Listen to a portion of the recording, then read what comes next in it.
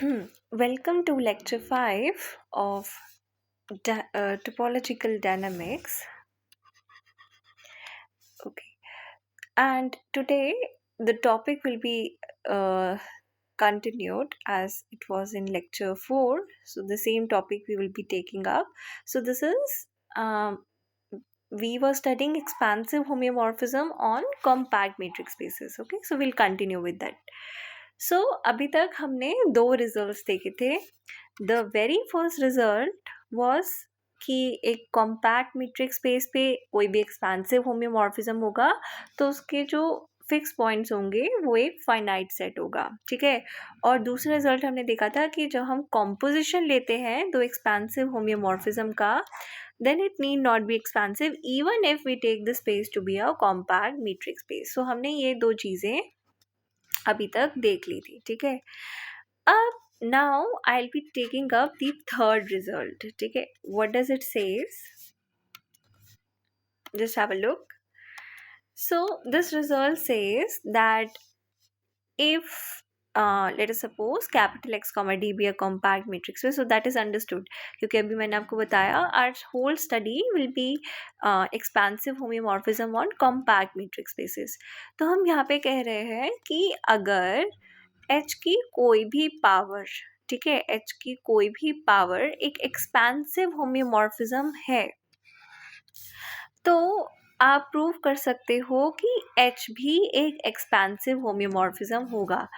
This first one is actually an easy observation.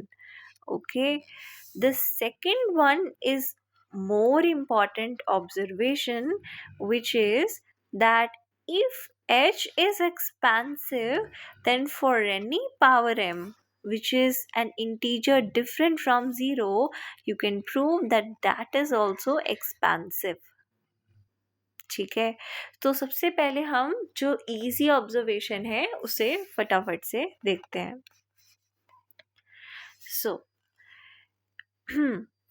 So we are given that let us assume Hm from x to x be expansive homeomorphism with expansive constant say delta. ठीक है. Delta सम delta strictly greater than 0. हमें दिखाना है कि H एक expensive होम्योमॉर्फिज्म बनना चाहिए. ठीक है. Now let us pick any two pair of points. So यहाँ पे मैं बेसिकली दिखाऊंगी. Let me write my claim two. My claim is H is an expansive homeomorphism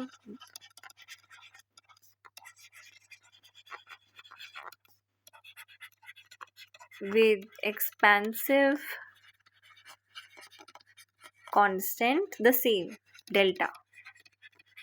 So for this, let us pick any two pair of the points in the space such that x is not equal to y.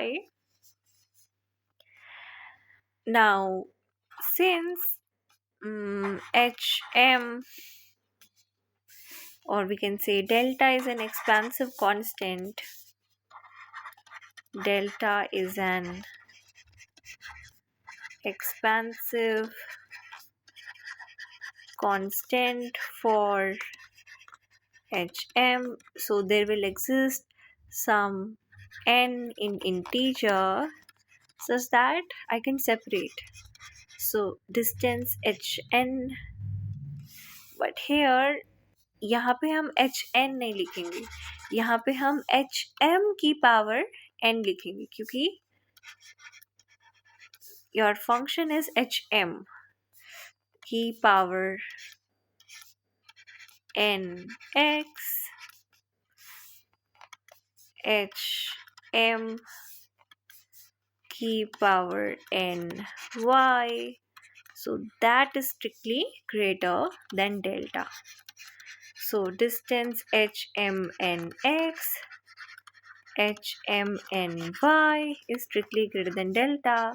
Now let us take R to be Mn, and obviously क्योंकि M एक integer different from zero था, n एक integer है, सो ये दोनों integer, दोनों का product integer हो जाएगा. So I get DHRX HRY is strictly greater than delta. यही हमें चाहिए होता है. जो फंक्शन होता है उसकी किसी पावर के लिए इन इंटीजर मुझे दिखाना होता है that I am able to separate them. ठीक है, so this implies that H is an expansive homeomorphism with expansive constant delta. So ये तो एक बहुत ही इजी टास्क था. ठीक है, अब हम आते हैं हमारे मेन टास्क के ऊपर. मेन टास्क क्या है? The converse part. एज्यूम करते हैं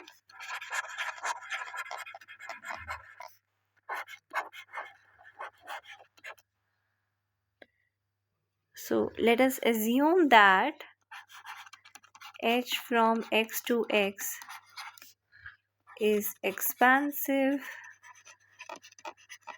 with expansive constant, let us say delta. ठीक है, अब हमने मान लिया H expansive है. Let M be any integer different from 0. We will show that HM is an expansive homeomorphism. ठीक है, अब हमें ये दिखाना है कि HM एक एक्सपेंसिव होम्योमॉर्फिज्म है. ऑल राइट, सो यहाँ पे अभी हम पहले कुछ चीज़ें करेंगे which will help us in our proof. ठीक है, सो सबसे पहले capital X, D is compact metric space क्योंकि कैपिटल X, D एक कॉम्पैक्ट मीट्रिक स्पेस है और H कंटिन्यूस है being a homeomorphism. So this is important क्योंकि we have metric space is compact और H कंटिन्यूस है, सो इट वुड इम्प्लाई कि H की पावर -i is uniformly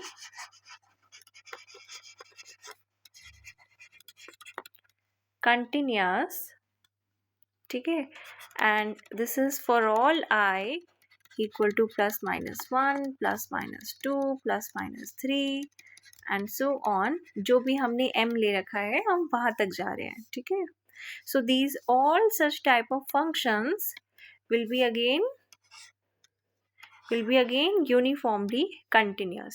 ठीक है, so एक इंट्यूशन के तौर पे एक्चुअली ये कैसे आ रहा है? So there is one theorem called as Heine Cantor theorem जो कि कहती है कि अगर आपके पास एक कंटिन्यूस फंक्शन है जो कि एक कॉम्पैक्ट मीट्रिक स्पेस से किसी भी मीट्रिक स्पेस पे जा रहा है तो ये यूनिफॉर्मली कंटिन्यूस होगा. ठीक है, तो अब क्योंकि ये h की पावर -i जो होंगे वो सारे कंटिन्यूस होंगे बीइंग होम्योमॉर्फिज्म. ठीक है, तो और यहाँ पे they are basically maps from x to x जहाँ पे ये कॉम्पैक्ट है, सो इसलिए कंटिन्यूस प्लस कैपिटल X से कॉम्पैक्ट होने की वजह से ये हो जाती है यूनिफॉर्मली कंटिन्यूस. ठीक है, so that it was that simple. बस ये ऑब्जर्वेशन अगर हमने देख ली तो बहुत ज़्यादा मतलब मेन टास्क हो जाता है इस प्रूफ का। अब अब देखो what we will do, uniformly continuous है तो हम डेफिनेशन अप्लाई करेंगे। सो फॉर, मैं एप्सिलॉन को डेल्टा ले रही हूँ। डेल्टा क्या है? डेल्टा मेरा वो एक्सपेंसिव कांस्टेंट है फॉर एच। ठीक है, अभी मुझे क्या गिवन है कि H एक एक्सपेंसिव होमोमॉर्फिज्म है। मुझे दिखाना क्या है कि HM कोई भी पावर M के लिए एक एक्सपेंसिव होमोमॉर्फिज्म बनना चाहिए। तो हमने बोला कि डेल्टा एक एक्सपेंसिव कांस्टेंट था, है ना, फॉर दिस H। तो हम एप्सिलॉन इक्वल टू डेल्टा ले रहे हैं। तो जो डेफिनेशन होती है यूनिफॉर्मली कंटिन्यूअस की, that for any epsilon we get a delta. देखो कंफ्यूज मत हो जाओ, इट इज नथिंग बट ये एप्सिलॉन ही है। तो डेल्टा के लिए हम कुछ और वैल्यूज ले लेंगे, इसे ईटा ले लेंगे। ठीक है, so for this whenever we write ना mod x minus y, तो यहाँ पे हो जाएगा dx dash y dash strictly lesser than delta implies d, क्या लिखते थे हम, mod fx minus fy, है ना। सो यहाँ पे क्या आ जाएगा, h की पावर माइनस आई के लिए हम अप्लाई कर रहे हैं ना, सो it will be strictly lesser. So for this there will exist eta I strictly greater than 0, such that whenever this holds, it implies the distance is strictly lesser than, one more thing, the distance is, यहाँ पे जो delta है वो eta I है, eta I, so it will imply that distance h minus I x dash h minus I y dash will be lesser than delta, and this holds for all I and for all x dash y dash in capital X. Okay, now equivalently we can say if P implies Q, then not of Q implies not of P. So we can say that dh minus I x dash h minus I y dash is greater than or equal to delta implies dx dash y dash is greater than or equal to eta I, and this is for all I equal to plus minus 1, so until plus minus m. Okay, now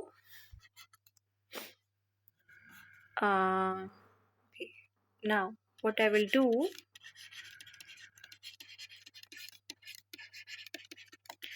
instead of x dash y dash, I will write h की power I, h की power minus I x dash. I can do so, h की power I, h की power minus I y dash. Why I can do so? क्योंकि मुझे पता है कि ये दोनों एक दूसरे के इनवर्स हैं, है ना। तो composition will give me identity. It is a homeomorphism, right? So this will be greater than or equal to eta I, and this is again for all I equal to this in this set, plus minus 1, so until plus minus m. So if I let this element, instead of h की power minus x double dash, if I equate it to be equal to x double dash, and instead of h की power minus I y dash, I write y double dash. मतलब मैंने बस h की power minus आई x dash को x double dash से और h की power minus आई y dash को y डबल डैश से रिप्लेस कर दिया है। तो यहाँ पर भी वही काम करूँगी।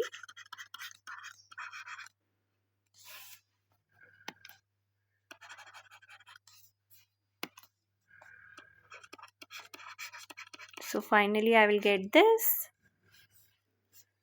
Okay, greater than or equal to eta I,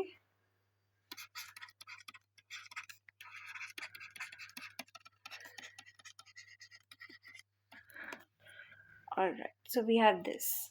Now, if I take eta to be the minimum of all eta i's, where I is in this set, plus minus 1, so on till plus minus m, then again you can clearly tell that whenever this distance is greater than equal to delta, it would imply it would imply this distance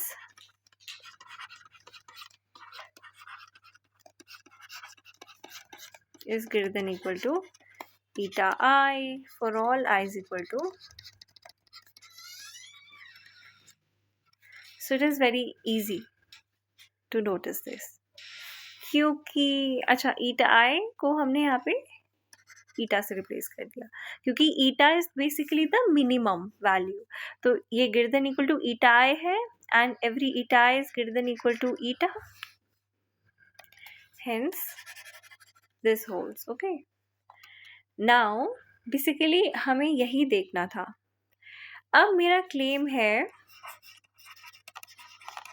that H M is expansive homeomorphism with expansive constant eta dash in this interval eta 0 eta. तो eta was the minimum value. अब मैं दिखाऊंगी कि इस eta dash के लिए मतलब ये एक्सपेंसिव कांस्टेंट बनेगा एच एम के लिए. ठीक है, तो लेट्स सी कैसे देखते हैं. So we pick two pair of points which are different, and we'll use the fact that H is expansive. Since H is expansive homeomorphism with expansive constant delta, ठीक है, so इसका मतलब there will exist some n belong to integer such that d h n x h and y will be strictly greater than delta. I am taking this to be 2 and this is point number 1. Okay, अब एक चीज आप notice करो. ठीक है, this is I am writing with red क्योंकि this is the most important part of this proof. एक तो वो यूनिफॉर्म कंटिन्यूटी वाली, एक ये नोट दैट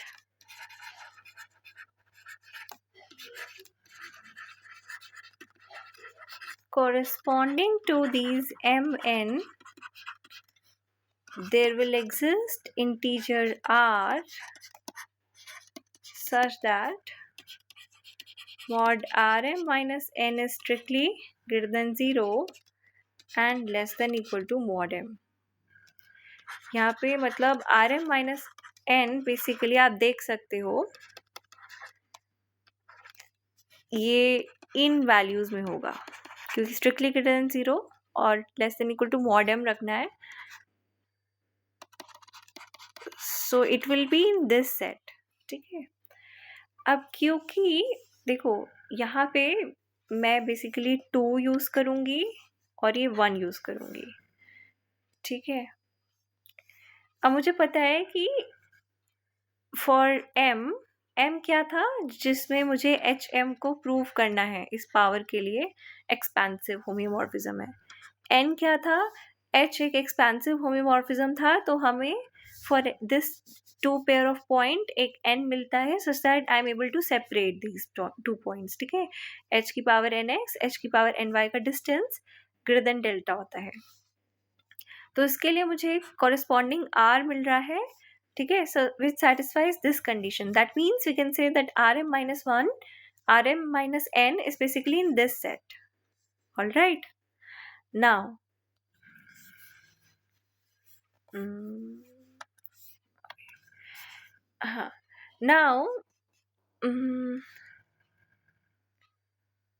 since अब देखो बेसिकली मैं क्योंकि ये जो फर्स्ट वाला रिजल्ट था for any I in this set के लिए होल्ड करता है, तो in particular R M minus N के लिए भी होल्ड करेगा, तो बेसिकली मैं वही यूज़ करूँगी. ठीक है. Now from 1 and 2 we can say from 1 and 2 and using fact that Rm minus n belongs to this,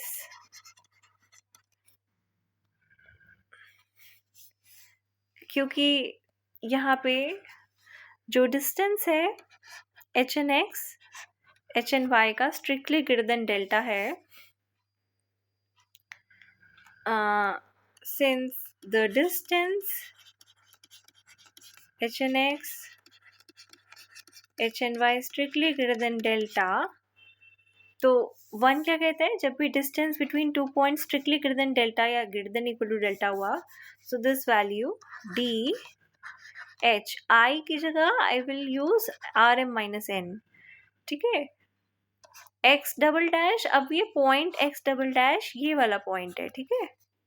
so it is H N X H R M minus N H N Y. So this is greater than or equal to eta. Okay. Now this implies, अब ये क्या बना, R M minus N और plus N, so H R M I can say H R am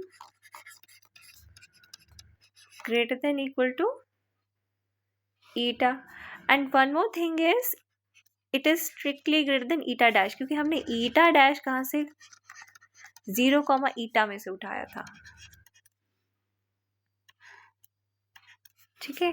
so इससे हमें मिला, we can basically write it as like this.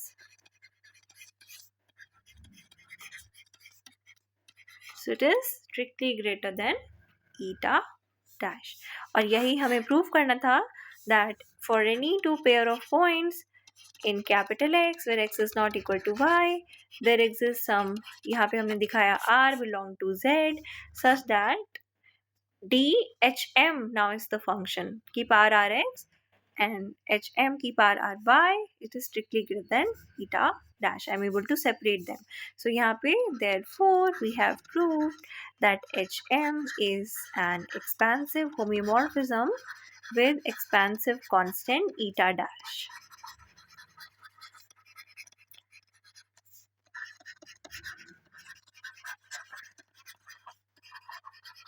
तो अभी हमने देखा कि composition of expansive homomorphism need not be expansive, लेकिन अगर हम एक कॉम्पैक्ट मीट्रिक स्पेस पर हैं और हमें मालूम है कि H is expansive homeomorphism, so to imply HM is expansive and this basically holds for all m in z minus 0. and in fact अगर कोई पावर m भी expansive है तो it would imply कि h expansive है. ठीक है. जहाँ पे हम again I highlight compact metric space पे हैं. ठीक है. now अब इस लेक्चर में we'll have a look at just one more result. ठीक है. तो यहाँ पे हमारी जो स्टडी है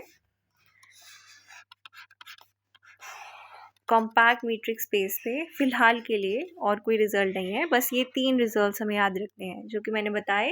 एक वो फिक्स एच वाला कि कॉम्पैक्ट मीट्रिक स्पेस पे कोई भी अगर एक्सपेंसिव होमोमॉर्फिज्म होता है तो उसका फिक्स एच की कार्डिनैलिटी एक मतलब वो फाइनाइट सेट होता है. ठीक है. और दूसरा हमने क्या पढ़ा, composition of expansive homomorphism need not be expansive homeomorphism even on compact metric space. और थर्ड हमने पढ़ा कि जब हम composition with itself ले रहे होते हैं, ठीक है, on a compact metric space, जब हम okay, so when I said that H is expansive, it implies कि H की power m for all m which are different from 0 is expansive. अच्छा, one must think कि यहाँ पे हमने different from zero क्यों लिया, क्योंकि यहाँ h की पावर 0 बेसिकली आइडेंटिटी है ना, और आइडेंटिटी मैं आपको बता चुकी हूँ कभी एक्सपेंसिव होता है जैसे z में, कभी नहीं भी होता है जैसे कि r में, है ना, इसलिए हम इसको एक्सक्लूड करके चलते हैं. We are taking the general case when m is an integer different from 0.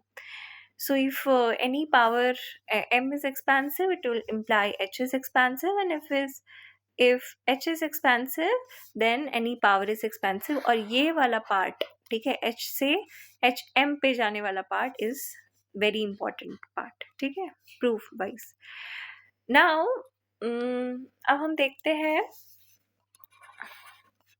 I will show that if we have two metric spaces, say x1 comma d and say x2 comma d, तो first of all आपको पता होना चाहिए, this is basically a node, कि product of two metric spaces is again a metric space.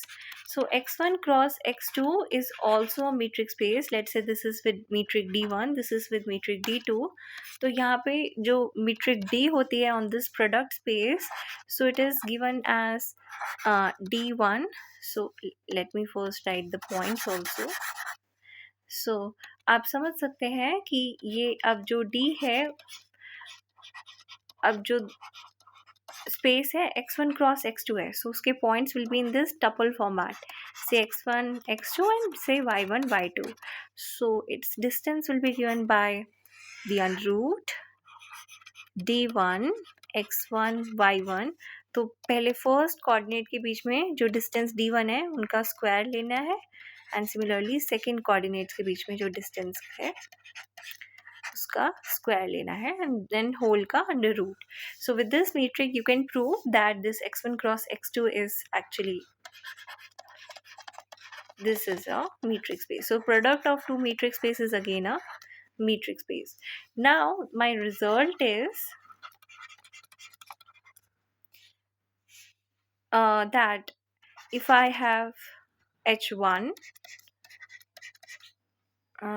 from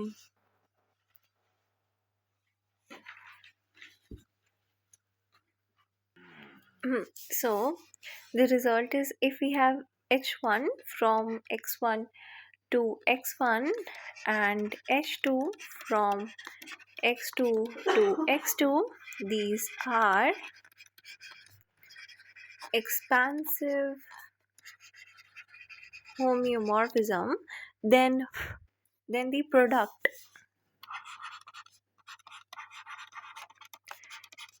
from x1 cross x2 to x1 cross x2, this is also an expansive homeomorphism. So भले ही composition of two expansive homeomorphism expensive नहीं होता हो, लेकिन product जो हम देखते हैं expansive homeomorphism का, it is again an expansive homeomorphism, ठीक है. तो इसका proof is very simple. So let करते हैं that H I from X I to X I be expansive with expansive constant. अब एक्सपेंसिव होमोमॉर्फिज्म है तो कोई ना कोई एक्सपेंसिव कांस्टेंट होगा. So say delta I and this is for I is equal to 1,2. तो हमने मान लिया कि h1 h2 दोनों एक्सपेंसिव होमोमॉर्फिज्म है और दोनों की एक्सपेंसिव कांस्टेंट है डेल्टा 1 डेल्टा 2. अब हम लेट करते हैं delta to be the minimum of delta 1 and delta 2. अगर डेल्टा मिनिमम है तो मेरा क्लेम है कि प्रोडक्ट को दिखाना है ना expansive. So this is an expensive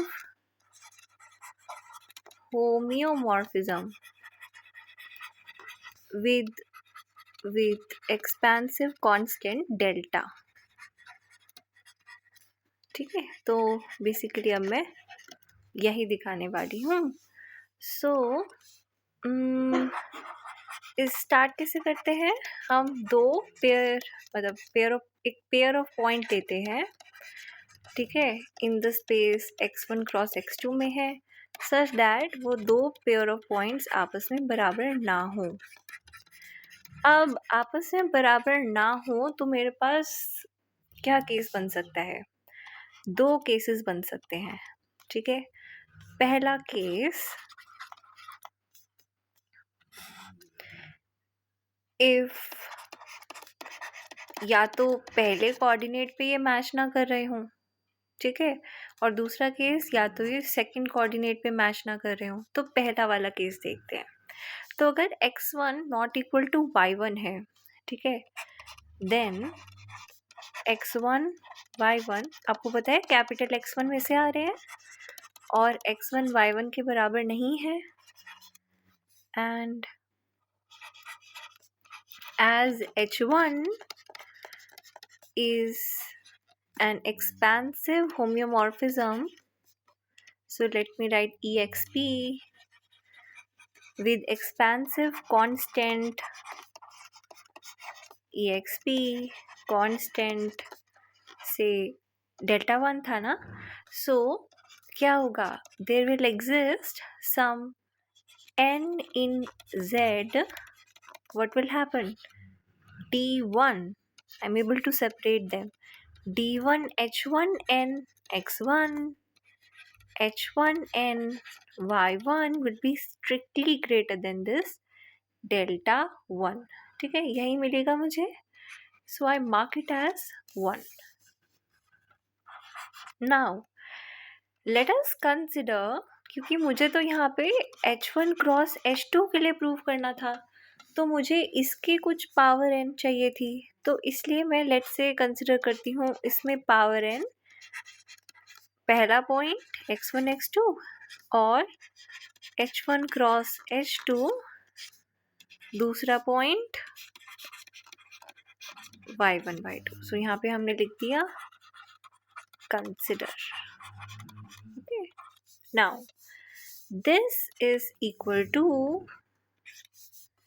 distance. अब जैसे हम प्रोडक्ट मैप को खोलते हैं, प्रोडक्ट मैप कैसे खोलता है. So this is basically the tuple जिसमें पहले पॉइंट पे अप्लाई होता है और दूसरा मैप दूसरे पॉइंट पे. ठीक है, और h1, हाँ, so one more thing, this will be h1n and this will be h2n x2. all right, now this is my first tuple. The second tuple will be h1n y1 and h2n y2. perfect. now just okay, so I have 2 points, और जैसे the way we define the distance we will write it. जैसे मैंने बताया था अभी product में हम कैसे डिस्टेंस डिफाइन करते हैं. So it is simply the under root, we have d1 applied on the first coordinate h1n x1 h1n y1 square. ठीक है, plus we have d2 applied on the second coordinate h2n x2 h2n y2 distance square. now so we have this distance का square and this distance का square. ठीक है, so it is obviously greater than or equal to the under root if I take this just the first part, because you know the distance is basically non-negative quantity, and moreover there is a square sign also. So this is d1 h1n x1 h1n y1 का whole square, and under root x square, you know it is mod x, and it is x if x is non-negative quantity. तो क्योंकि distance non-negative quantity है, so we can write it as d1 h1 n x1 h1 n y1. If I have written it correctly, it is one is not clear. y1, yeah, now it is clear. Okay, so now from 1 it is basically strictly greater than delta 1, and delta is the minimum, so that is delta 1 is greater than equal to delta. So what I'm getting that for this, for the these two pair of points in the very first case, if they differ in the first coordinate, I'm able to get some n in integer such that d h1 cross h2 and x1 x2 h1 cross h2 and y1 y2 is strictly greater than delta. So I'm done in the case 1. Okay, now with case 2, what we'll do, so similarly if they differ in the second coordinate, we will just proceed in the similar manner. Okay, I'll not write it completely, I'll just make you understand that what is going to happen. मैं इसी में ही changes करके आपको दिखा देती हूँ. So just a second. Okay, fine. अभी the case when x2 is not equal to y2, ठीक है, ये केस 2 होगा हमारे पास. तो उस केस में ये कैपिटल x2 के पॉइंट्स हैं, ठीक है, और कैपिटल x2 में हमें h2 गिवन है, an expansive homeomorphism with expansive constant delta 2. So there will get n such that d2 h2n, this point is x2, h2n, the point is y2, so that will be strictly greater than delta 2. Okay, we'll take it as, let's say, second. So जब आप यहाँ पे again similar way में you will compute it, यहाँ पे you will take d2, ठीक है, d2 वाला पार्ट, ये वाला पूरा पार्ट है, क्योंकि हमें पता है कि under root d2 square it will become d2 of this h2n x2 h2n y2. Okay, and that is strictly greater than delta 2, and that is greater than equal to delta. So in this way we'll get this in this case. ठीक है, तो basically हमने यहाँ पे क्या proof किया है, that if we have two expansive homeomorphism then their product is again an expansive homeomorphism. Similarly you can extend this result to the finite product also. यहाँ से ये भी फॉलो अप होता है कि फाइनाइट प्रोडक्ट